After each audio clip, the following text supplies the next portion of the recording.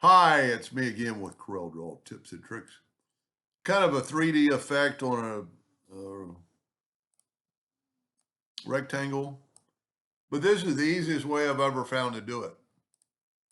I'm going to take a square, I'm going to make it 2 inches with my ratio unlocked by 10. Now I'm going to Control D and make a duplicate, and then I'm just going to stretch this down to any size I want. Now I'm going to put this second one right here. Now, while I'm here, I'm going to go to, and remember this is 2 inches. I'm going to go to Effects and Contour. So I'm going to contour it 2 inches. That way it'll be the same as a block. I'm going to go ahead and I probably don't have to, but I'm going to go to Object, break the contour apart. And then I'm going to group these together, Control G.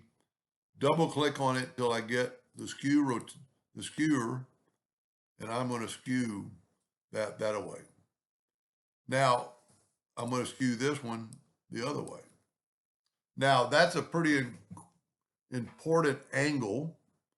So the way I look at things is take a 2-point line and just redraw that line, and then take that line and move it with the 4-sided cross right to there.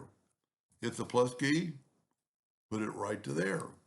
Now you don't have to eyeball this one because it's a single straight line between 2 points. But here you don't have that way to go. So I'm just going to take a 2-point line again, take it away with the 4-sided cross and put it right there. I'm going to go ahead and immediately, so I won't forget to cut that out.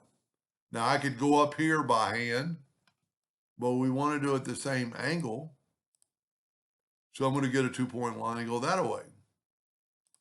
And then I can put it right there and go ahead and take that and break it away. There's our item. You know, you could play around with it, make it a little bit better. And then the coloration is kind of play it by ear. Let's go blue on the outside. Let's go dark blue on the outside of the walls. And then let's make these two dark. But let's hold down the Control key and add a little black. Make them a little darker. I don't know how many I did. You would want to count. And that looks pretty. And then you could still do stuff with the, interactive fill tool to give it a little more shadow. Now this won't look good on a blue box, but on a yellow box, you can kind of see it's a 3D rectangle. Anyway, I hope that gave you an idea or two, and thank you for watching.